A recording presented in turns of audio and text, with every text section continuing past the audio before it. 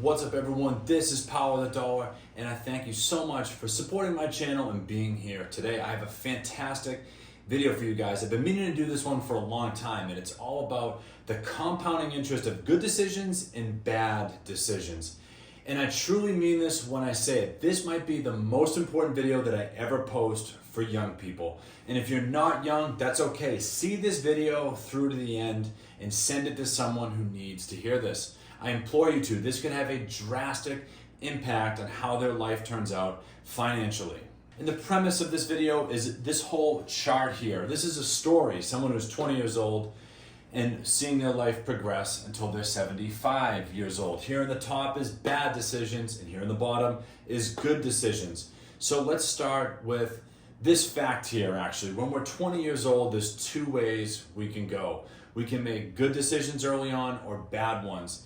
And if you make bad decisions early on, it's going to have a compounding effect that's going to leave you behind for the rest of your life. And if you make good decisions early on and sacrifices early in your life, that's going to be paying you dividends rather in the long term, and you'll be reaping those benefits. So here at the top, it's 5 years of freedom, followed by 50 years of pain. And here in the bottom, where you made better decisions, you have 5 years of pain, followed by 50 years of freedom. Now, what are some examples of bad decisions? Here, from 20 to say 25 or 27 years old, there isn't a concert you didn't skip.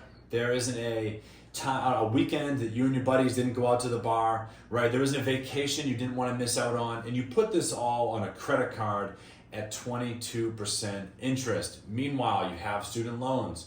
And also, you felt like you needed to move into the city and pay all kinds of high rent, all right? Now, coming to the bottom, what are some good decisions? Well, avoiding all those things, number one. When you live at home, you don't have to pay rent. You'll have more money to invest. You'll have more money to pay down your student loans, all right?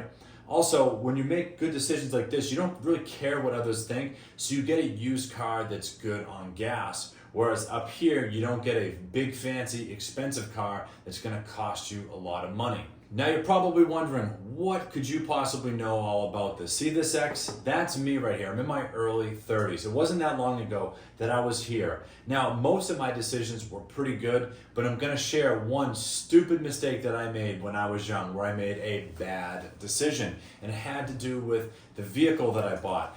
And when I was 25 years old, I bought a brand new Jeep Wrangler. It was bright red, huge tires, black trim. The thing was incredible. It really was a work of art. And all I could do when I was at the dealership was envision me taking my friends onto the beach and having a good old time. Well, I only ended up doing that once, and I did truly almost get it stuck in the sand. So it wasn't even a year later I realized the higher excise tax, the higher gas bill, the higher insurance, and the high monthly payment, I didn't want to deal with that anymore. So I traded it in for a Toyota Camry, which I had for a long period of time and actually just recently traded in. So as I go through this, trust me when I say it, I've been there and done that. And what I'm going to do right now is break over to the computer screen, and I'm going to show you some of the math behind the scenes here of how good and bad decisions can affect you long term. All right, so here's a table that I put together to kind of elaborate on the math of making good decisions and bad decisions, right? I have the categories here with rent, vehicle, vacation in the bar, and concert on the weekends, right? This is how much it costs, the frequency, how many times you're going to do it, and about how much that would add up to at the end of the year. Now, I got two disclaimers. Number one, these costs here, I just picked a number that seemed about right. I didn't pull it out of thin air. I did a little research. For instance, your rent might be a lot higher depending on where you live. Let's say New York City, right? Or it could be lower if you live somewhere cheaper. But $2,000 is an easy round number, so I'm rolling with it. Next, I understand that you may not be able to invest $2,000 a month for 10 years or 25 years in a row. Trust me when I say it, life happens. People get sick. Things happen, expenses come up, the car breaks down. This $2,000 a month could drop down to $500 a month if you have children or all these other unforeseen expenses. So I do understand that. But once again, this is just a math formula to get you thinking. So let's start with the first one, rent. $2,000 a month. That's including utilities, 12 months and a year, that totals to $24,000 that you're spending on rent. And if you invested that $2,000 a month into the S&P 500 for 10 years at an average return of 8%, you'd have $348,000 invested. And if you did that for 25 years, you'd have over $1.75 million invested. Moving on to your vehicle, a truck, a big brand new truck. It's going to come with a lot of fuel costs, super high insurance, and an excise tax bill that will rock your world. I just added all this up and got an average of $700 a month times 12 months. Leaves you in the hole $8,400. If you invested that for 10 years, you'd be over $100,000, and for 25 years, you'd be at $614,000. Now, I understand you can't walk everywhere. You do need a vehicle. But if you bought a used economy car that's better on gas, it would have lower insurance and lower taxes.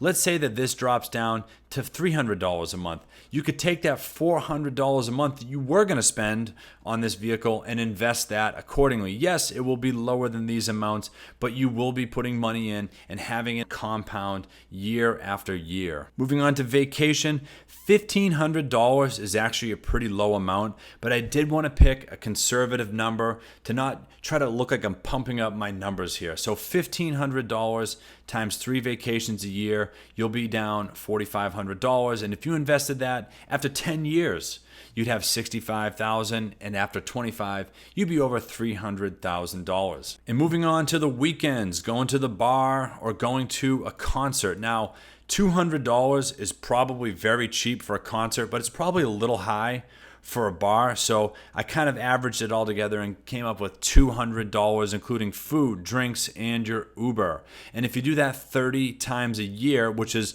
only about 2/3 of the year, you would be in the hole $6,000. And if you invested this money annually for 10 years, you'd be at $87,000. And if you did that for 25 years, you'd be nearing $500,000. And if you look right here in this total column, if you add this all up, I have added this all up to $42,900 annually. If you stopped doing all these things and you lived at home or had a cheap car, canceled the vacations and didn't go out to the bar or concerts or sporting events, you could save a lot of money. Now, depending on where you live, these numbers may change. And also, let's say you want to go on vacation, but the bar doesn't interest you anymore. You could start just investing this. And maybe you really value your vacations and traveling and whatnot, and you continue to go forward with those. That's fine. And let's say you trade that truck in like I did to my stupid red Jeep and got something more fuel efficient and much cheaper. Now you're saving some money here.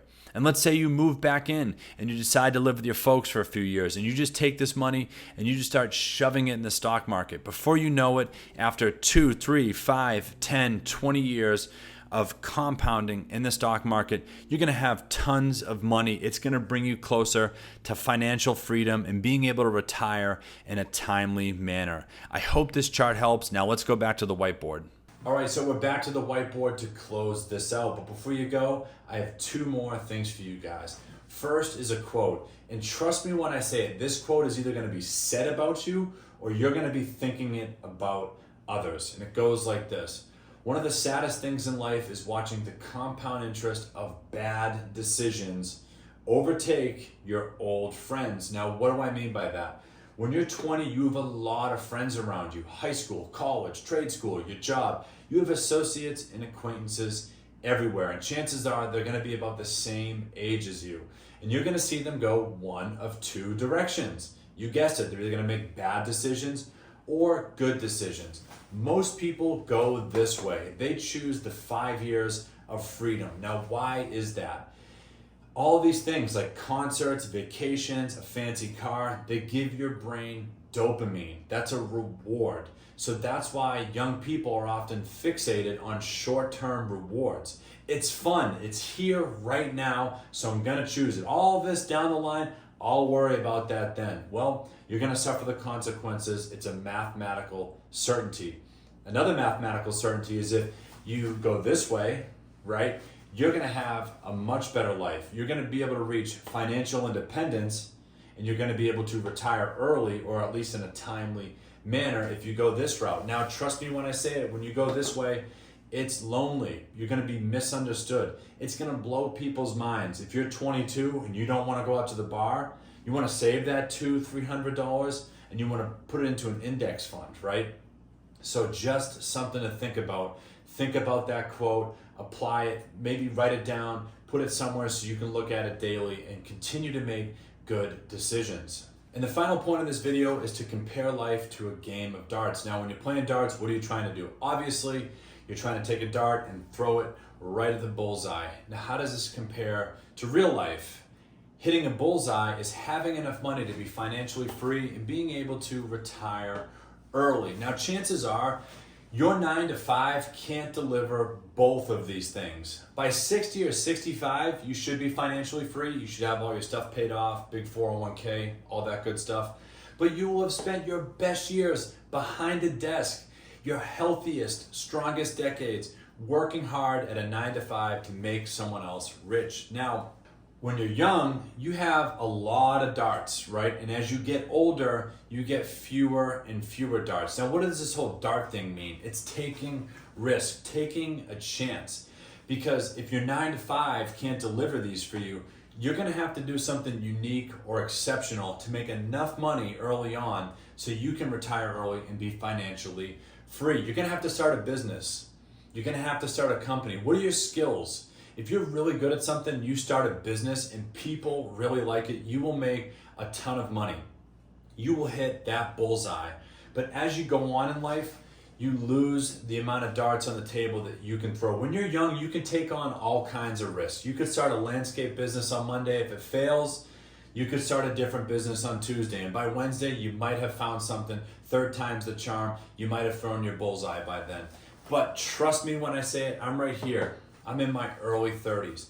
I'm running out of darts. I can't sell my house and put people out on the street to put all my money on some meme coin trying to have it go to the moon. I can't absorb that sort of risk, but when you're young, you can. So think about that, young people. Don't be afraid to try something new. If you have a business idea, give it a shot. You're good at making things, sell it on Etsy. I guarantee you, people will want to buy it. You have a lot of skills. Trust in yourself. If you don't value yourself, who will? So let me know what you think about this in the comments. And if you like this video, please hit that like button and don't forget to subscribe. I'll see you next time. Thank you for tuning in. A lot of time goes into making these videos, but I created this channel to discuss all things economics and finance to help people just like you. So if you found this video helpful, please give it a like and subscribe to the channel for all my upcoming videos just like this.